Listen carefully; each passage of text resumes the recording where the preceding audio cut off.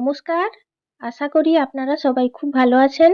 Cooking and my village চ্যানেলে একটি নতুন পর্বে আপনাদের সবাইকে স্বাগত জানাই। আজকে আবারও নতুন রান্নার ভিডিও নিয়ে আপনাদের সামনে চলে এসেছি। আপনারা স্কিপ না করে রান্নার ভিডিওটি অবশ্যই শেষ পর্যন্ত দেখতে থাকুন। আশা করি রান্নার ভিডিওটি আপনাদেরও ভালো লাগবে। আর রান্নার ভিডিওটি যদি আপনাদের ভালো লেগে থাকে অবশ্যই সাবস্ক্রাইব করে পাশে থাকবেন। আজকে রান্নার জন্য নিয়েছি পুকুরের জ্যান্ত মাছ। জাল ফেলে পুকুর থেকে জ্যান্ত মাছ ধরা হয়েছে। আজকে জাপানি পুঁটি মাছে রান্না করব। মাছটাকে কেটে কুটে ধুয়ে পরিষ্কার করে নিয়েছি। এবার মাছের মধ্যে লবণ হলুদ মাখিয়ে নেব। আর আপনারা মাছে লবণ হলুদ মাখিয়ে আধা ঘন্টা মতো রেখে দেবেন, তাহলে মাছের মধ্যে লবণ ভালো করে প্রবেশ করবে আর মাছ ভাজার সময় এতটুকুও কড়াইতে লেগে যাবে না। মাছের মধ্যে দিয়ে দিলাম পরিমাণ মতো লবণ আর হলুদের গুঁড়ো। এবার হাত দিয়ে বেশ ভালো করে মাছে লবণ হলুদ মাখিয়ে নিচ্ছি। আর পুকুরের জ্যান্ত মাছ টাটকা ধরে রান্না করলে, সঙ্গে সঙ্গে যদি রান্না করা হয় অনেক সময় কড়াইতে লেগে যায়, তাই ভালো করে লবণ হলুদ হাত দিয়ে মাখিয়ে নিচ্ছি। দেখতেই পাচ্ছেন কথা বলতে বলতে মাছে লবণ হলুদ মাখানো হয়ে গেছে। বেশ কয়েকদিন তো বৃষ্টি হচ্ছিল, ওয়েদারটা একটু ঠান্ডা ছিল।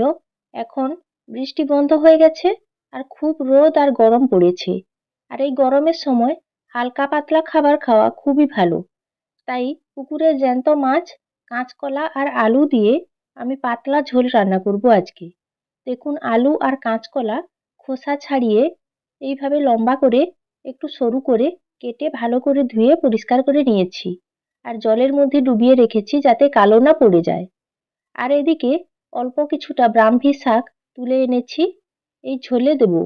ব্রাহ্মী শাক তো প্রচণ্ড উপকারী, আপনারা সবাই জানেন। এই পাতলা ঝোলে ব্রাহ্মী শাক দিলে খেতেও খুব ভালো লাগে। ব্রাহ্মী শাকগুলোকে তুলে এনে বেছে নিয়ে পরিষ্কার জল দিয়ে বেশ কয়েকবার ভালো করে ধুয়ে নিয়েছি। বেশ কিছু সময় হয়ে গেল মাছে লবণ হলুদ মাখানো হয়ে আছে। এবার মাছগুলোকে ভেজে নেব। মাছ ভাজার জন্য কড়াই বসিয়ে দিয়েছি। কড়াইতে দিয়ে দিলাম পরিমাণ মতো সর্ষের তেল। আর খুন্তি দিয়ে কড়াইতে তেল ভালো করে চাড়িয়ে দিচ্ছি। আর তেলও খুব ভালোভাবে গরম হয়ে গেছে। এই পর্যায়ে লবণ হলুদ মাখানো জাপানি পুঁটি মাছগুলো এক এক করে আমি তেলের মধ্যে দিয়ে দিচ্ছি। আর একটু বেশি পরিমাণেই তেল দিয়েছি। সব মাছগুলোকে আমি একসঙ্গে দিয়ে ভেজে নেব। এক এক করে সব মাছগুলো তেলের মধ্যে দিয়ে দিচ্ছি। প্রথমে আঁচ বাড়িয়ে তেল গরম করে নেওয়ার পর আঁচ কমিয়ে মিডিয়াম আঁচে মাছগুলোর একদিক বেশ ভালো করে ভেজে নেব, তারপর মাছগুলোকে উল্টে দেব।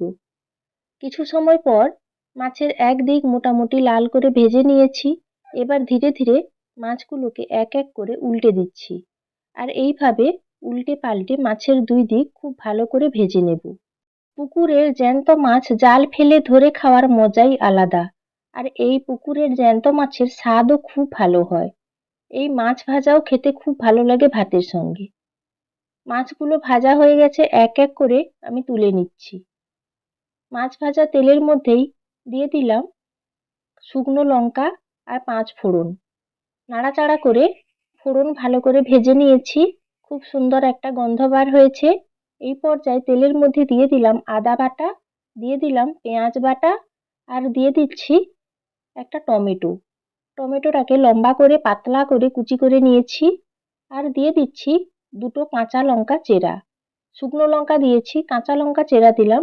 আর আজকের এই রান্নাতে গুঁড়ো লঙ্কা আমি ব্যবহার করব না। এই পর্যায়ে নাড়াচাড়া করে মশলা বেশ ভালো করে কষিয়ে নিচ্ছি।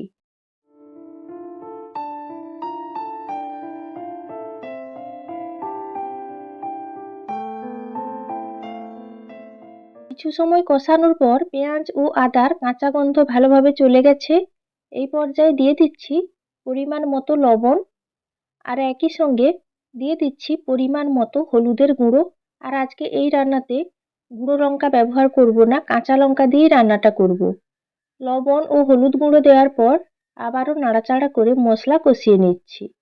আর টমেটো গলতে কিছুটা বাকি আছে, লবণ দিয়েছি। এই পর্যায়ে টমেটো খুব ভালোভাবে গলে যাবে।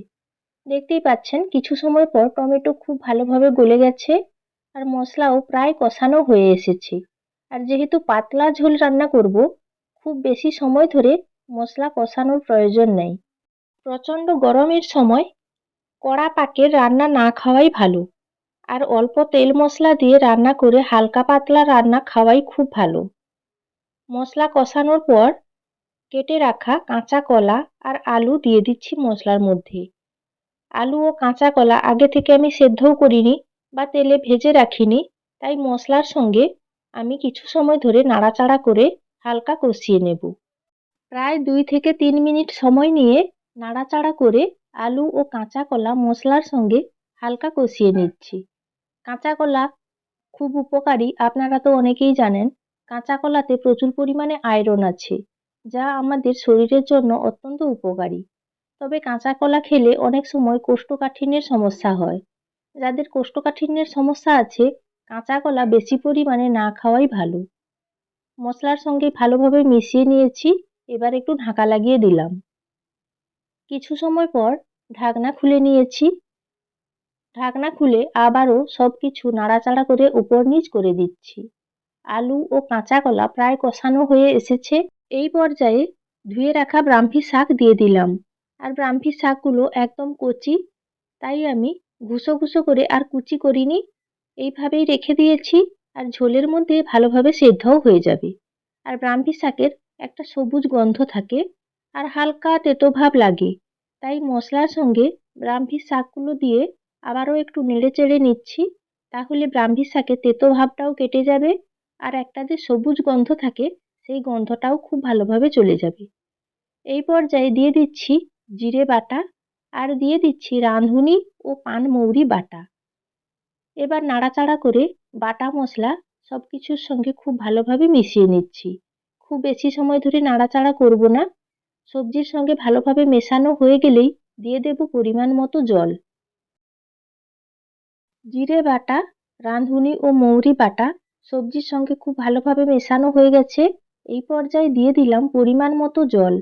আর সবজি সেদ্ধ হবে আর এই রান্নাতে পাতলা ঝোল থাকবে, তাই একটু বেশি পরিমাণেই জল দিলাম। আর জল দিয়ে খুব ভালো করে নাড়াচাড়া করে সবজিগুলোকে ডুবিয়ে দিলাম। দেখতেই পাচ্ছেন ঝোল খুব সুন্দর ফুটতে শুরু করেছে। এই পর্যায়ে আমি 10 মিনিটের জন্য ঢাকা দিয়ে দিলাম। প্রায় 10 মিনিট হয়ে গেছে। এই পর্যায়ে ঢাকনা খুলে নিলাম। কাঁচা কলা, আলু প্রায় সেদ্ধ হয়ে এসেছে। এই পর্যায়ে ভেজে রাখা মাছ দিয়ে দিলাম। মাছগুলোকে খুন্তি দিয়ে ঝোলের মধ্যে ডুবিয়ে দিচ্ছি। আর মাছ দেওয়ার পর 2 মিনিট খুব ভালো করে ঝোল ফুটিয়ে নেব। তাহলেই জাপানি পুঁটি মাছের পাতলা ঝোল রান্না হয়ে যাবে। মাছগুলোকে খুব ভালোভাবে ঝোলের মধ্যে ডুবিয়ে দিলাম। মাছগুলো কিছুটা সেদ্ধ হবে। এই পর্যায়ে আবারও আমি 3-4 মিনিটের জন্য ঢাকা লাগিয়ে দিলাম। মাছ দেওয়ার পর ঝোল খুব ভালোভাবে ফুটিয়ে নিয়েছি। এই পর্যায়ে ঢাকনা খুলে নিলাম। মাছ, সবজি সবকিছু খুব ভালোভাবে সেদ্ধও হয়ে গেছে। জাপানি পুঁটি মাছের কাঁচকলা, আলু ও ব্রাহ্মী শাক দিয়ে পাতলা ঝোল রান্না হয়ে গেছে। এই পর্যায়ে আমি বাটিতে ঢেলে নিচ্ছি। এই প্রচণ্ড গরমের সময় পুকুরের জ্যান্ত মাছ ধরে কাঁচকলা, আলু, ব্রাহ্মী শাক দিয়ে জিরে বাটা, রাঁধুনি ও মৌরি বাটা দিয়ে পাতলা ঝোল রান্না করলে আমাদের বাড়ির সবাই খেতে খুব পছন্দ করে। আপনাদেরও আশা করি খেতে ভালো লাগবে। আপনারা বাড়িতে একবার রান্না করে খেয়ে দেখুন। এই প্রচণ্ড গরমে হালকা পাতলা ঝোল খেতে আপনাদেরও ভালো লাগবে। বাড়িতে কোনো বয়স্ক মানুষ বা ছোট বাচ্চাদেরকেও এইভাবে রান্না করে দিতে পারেন।